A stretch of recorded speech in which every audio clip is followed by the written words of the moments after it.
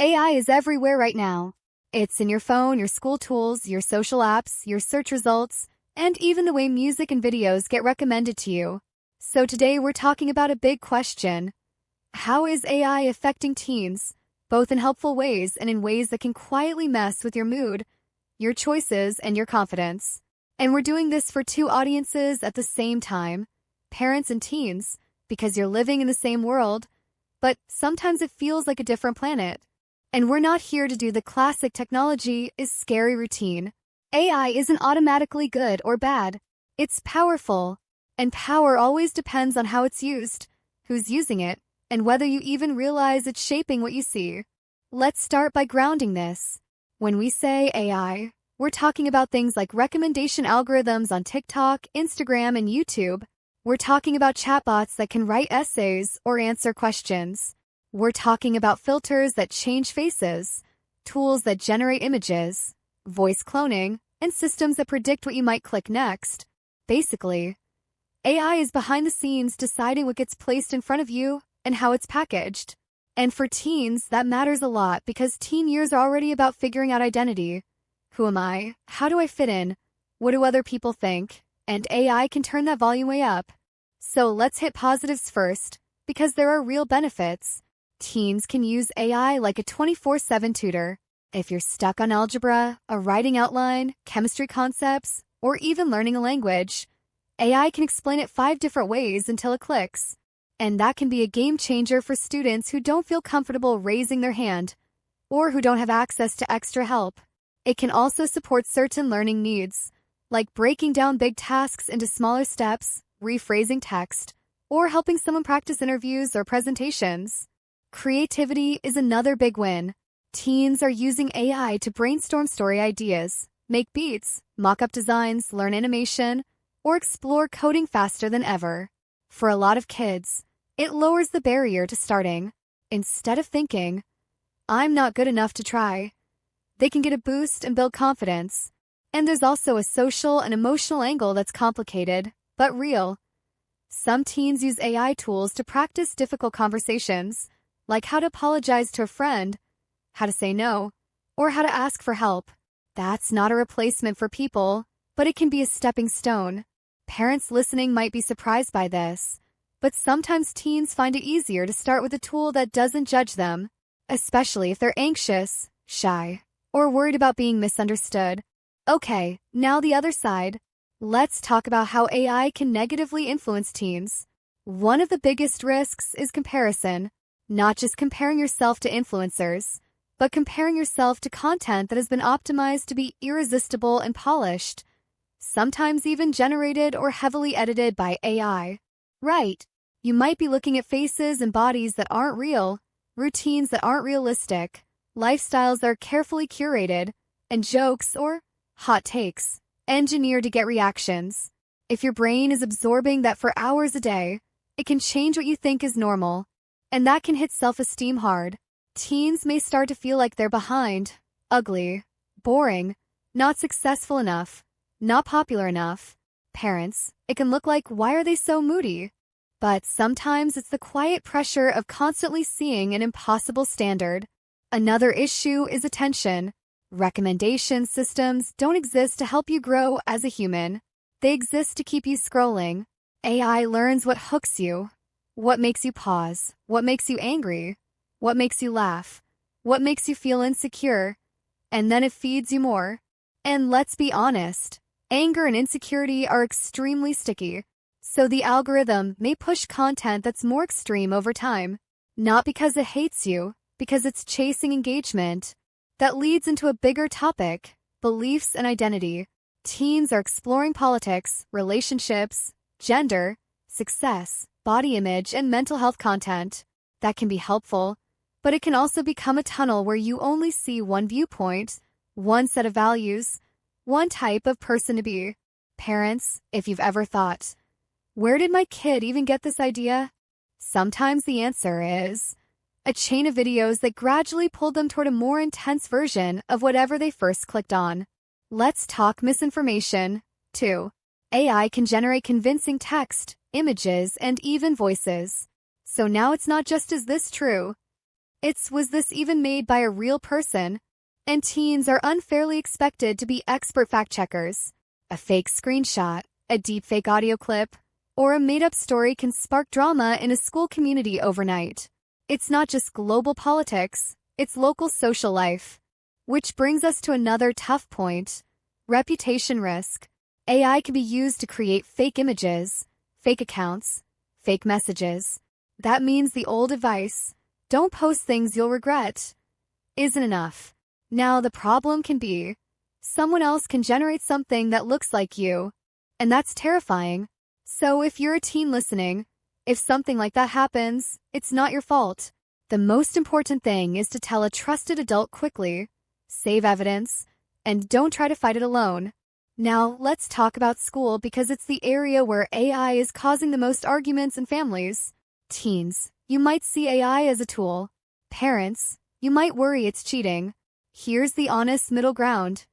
AI can help you learn, but it can also help you avoid learning. If you use it to get unstuck, check your understanding, or improve a draft you wrote, that can be responsible. But if you hand your work over and submit whatever it produces, you're not just risking punishment, you're robbing your future self. Because the skill you skip doesn't disappear. It shows up later when pressure is higher. A good question for teens is, could I explain this without the tool? If the answer is no, maybe the AI did the learning for you, not with you. And parents, a good question is, what's the goal of the assignment? If the goal is practice, like writing, problem solving, forming an argument, then you want your teen to do the mental reps. If the goal is demonstrating understanding of a topic, AI could be used as a study partner, like a digital tutor. Let's pivot to mental health, because this is where things get really personal. AI-driven content can amplify anxiety. If you watch a few videos about a symptom, the algorithm might flood you with signs you have clips, worst-case stories, or dramatic self-diagnosis content. And when you're a teen, it's normal to feel intense emotions. But AI can turn the normal stuff into a spiral because it doesn't know when to stop. It's not a therapist. It's a recommendation engine. On the flip side, AI can support mental health when used carefully, like journaling prompts, breathing exercises, reminders, or helping someone put feelings into words. But it should never be the only support system, and it's not designed for crisis. So, how do we make this practical? Let's give parents and teens a shared playbook. No lectures, no panic, just skills. Skill number 1. Name what AI is doing. When you feel your mood shift after scrolling, try saying it out loud. "This app is feeding me content to keep me here." That one sentence can snap you out of the trance. Skill number 2. Widen your inputs. If you only get information from one platform, one creator type, or one vibe, you're living in a tiny AI bubble. Try following a few creators who challenge you in a respectful way, or intentionally search for multiple perspectives. And here's a teen-friendly trick. If your feed is making you feel worse, don't just say, "I should stop scrolling." Actively reset the algorithm. Search for topics that genuinely help. Study tips, sports, art, comedy that doesn't tear people down, real hobbies. The system learns from what you choose next. Skill number 3. Set boundaries that actually work. Never use your phone. Because that's not realistic. Think. Phone-free zones like the dinner table, the first 30 minutes after waking, or the last 30 minutes before sleep. Those windows protect your brain. Parents, if you want this to land, make it a family rule, not a teen rule. If adults are also scrolling at the table, teens will hear, "This is about control, not health." Skill number 4. Create an AI honesty agreement for school. Families can literally decide together what's okay. For example, AI can help brainstorm, outline, or quiz you, but final writing must be yours. Or you can use AI to check grammar but not to generate content. The point is clarity, not gotcha moments. Skill number 5. Fact check like a pro, without turning it into homework. Teens ask, "Who benefits if I believe this? Is there a source? Can I find the same claim in multiple reliable places? If it's a screenshot, could it be fake? If it's a clip, Could it be missing context? And parents, a big one. Don't start with "that's not true." Start with "let's check that together." Because the meta skill you want is not obedience. It's skepticism and curiosity. Now, we should address something subtle. Relationships. AI can affect how teens date, flirt, and communicate. If you're always letting tools craft your messages, you might never build the muscle of saying what you mean. Or you may start to think communication should be perfect and polished all the time. And real relationships are messy. Sometimes your text will be awkward. Sometimes you'll misunderstand each other. That's normal. Don't let AI set the expectation that you have to speak like a professionally written script to be loved. Let's land this with a message to teens first. AI is not your enemy, but it's also not your friend. It's a tool built by companies, trained on huge amounts of data, and aimed at keeping your attention. You deserve to be the one in the driver's seat. Ask yourself, is this tool helping me build my life or helping me avoid my life? Is it making me more curious, more capable, more connected, or more anxious, more numb, more trapped? And parents, your teen doesn't need you to understand every app. They need you to understand them. The best protection isn't spying. It's trust plus skills. It's a vibe where your kid can say, "Something weird happened online," and they won't get punished for telling the truth. If you want one simple family question to ask each week, try this. What's something your feed has been pushing lately? And how does it make you feel? That question is gold. It opens the door without a lecture. Because AI isn't going away. But helplessness doesn't have to be the price of living in a modern world.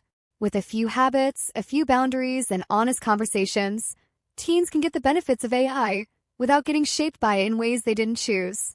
Next time you open an app or a chatbot, just remember, you're not just consuming content. You're training a system about what to show you next. Make that training count. That's the episode. If you're a teen, talk to someone you trust about what you're seeing online. If you're a parent, pick one small change you can make with your teen this week that feels fair and doable. And keep the conversation going.